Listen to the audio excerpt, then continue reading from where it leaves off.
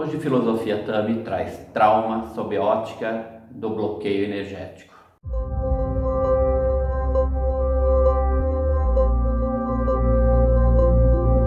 A proposta para a reflexão hoje é energia, mais especificamente bloqueio energético e trauma.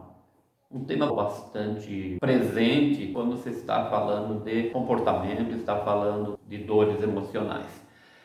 Lembrando que o aspecto energético aqui é a base, é visto como a base da manifestação emocional. Então a gente não está aqui trabalhando com a ideia de que algo seja diferente, no sentido de proposta diferente. É diferente no nível que se olha, a ótica que a gente está fazendo aqui, tá? Então, dentro desse olhar, eu acho que ninguém tem dificuldade de entender a quantidade de energia, e se preferir energia emocional, que se libera a partir de uma experiência dessa mesma natureza que a gente chama de emocional. Principalmente se for uma experiência que a gente diz não favorável ou não prazerosa da vida.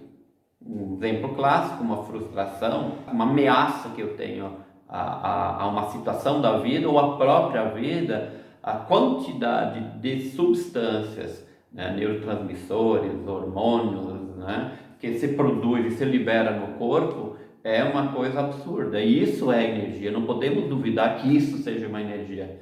E essa energia, ela é liberada no corpo com uma função muito ligada ao desenvolvimento enquanto espécie, né? Por quê? Porque provavelmente se a gente não tivesse desenvolvido esse mecanismo enquanto espécie, a gente não estaria aqui. Então não é que seja uma energia boa ou energia ruim, é uma energia que ela é liberada para fazer algo para sair daquilo.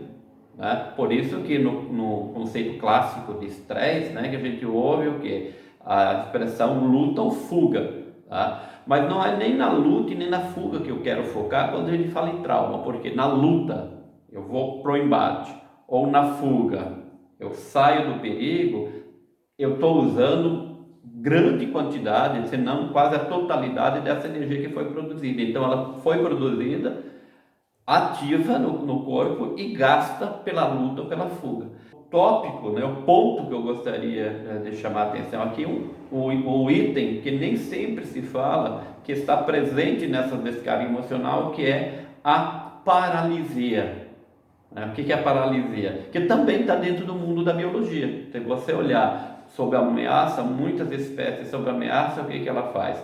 Ela para, olha, e logo em seguida opta pela fuga ou pela continuidade da sua atividade. O problema é quando nesse mecanismo de paralisia essa energia não é liberada e você a acumula. Tá? Então vou passar por uma experiência, sofreu uma situação de ameaça. Nessa situação de ameaça você não sabe o que fazer, congelou. O corpo, o susto, o impacto dessa ameaça desprendeu energia. Só que a falta do movimento, a falta da atividade que seria feito pela luta, pela fuga, não ocorreu. Então essa energia vai ficar parada no corpo. Se você não gosta da palavra energia, aqui nesse caso, poderia trocar sob a forma de tensão. Então, nesse exato momento, essa experiência não vivenciada e não liberada a substância que produziu no corpo, produzirá em alguma área uma coisa chamada de tensão. E aí, essa experiência, energia, é como se ela ficasse encapsulada. Que quando a gente trabalha energeticamente, a gente consegue reconhecer que ali existiu o encapsulamento. Por quê? Porque no entorno tem um fluxo e num ponto específico do corpo o fluxo fica alterado, mais pesado, mais densificado. Isso é um ponto de bloqueio que a gente costuma chamar. Até aí, tudo bem. Bem não, né? Mas estaria mais ou menos bem se essa experiência ela não tivesse impregnada uma rejeição ou uma aversão a passar por isso de novo. Então, em algumas linguagens a gente vê essa expressão, uma experiência não vivenciada. Então, o que acontece? Esse acúmulo ele pode ser ativado a qualquer momento como uma experiência semelhante, da mesma natureza, ou a imaginação de passar por aquilo de novo, você ativa, e cada experiência vivenciada no externo ou no interno, é como se espessasse ou acumulasse cada vez mais energia.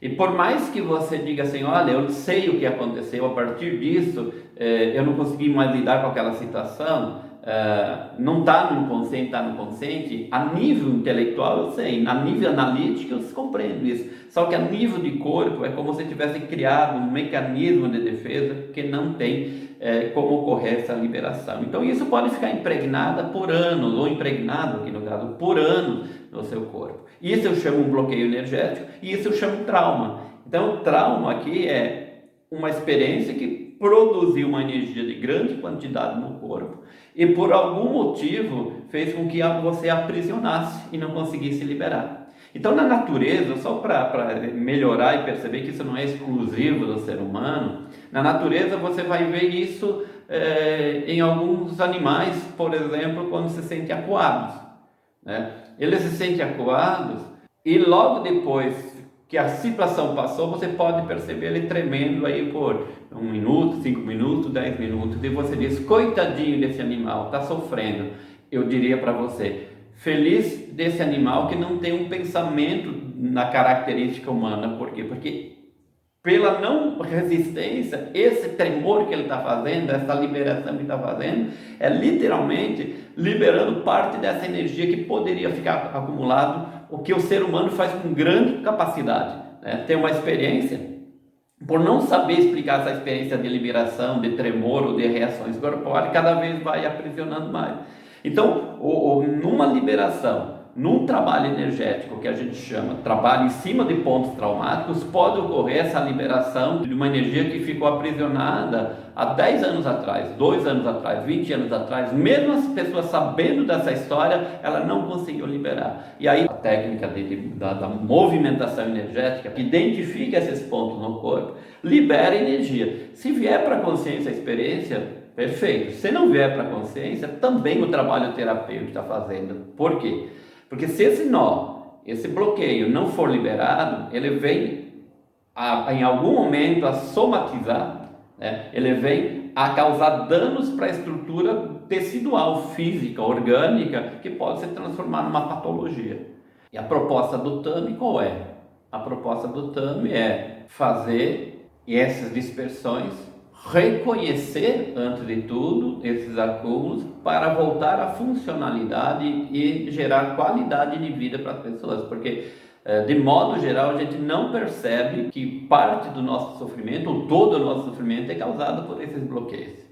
E se você gosta desse trabalho, né, ou achou interessante essa proposta e quiser conhecer o trabalho na prática, lembrando que o canal é a teoria e a prática é o curso do trabalho, do toque, do movimento, do reconhecimento no aspecto real, é o conhecimento da realidade energética. Então, se você tem identificação com essa proposta, se acha que isso é possível e quer refinar o que você já faz, ou quiser aprender como trabalhar com isso, a gente está disponível no espaço Núcleo de TAMI para fazer esse trabalho e auxiliar quem quiser entender esse trabalho.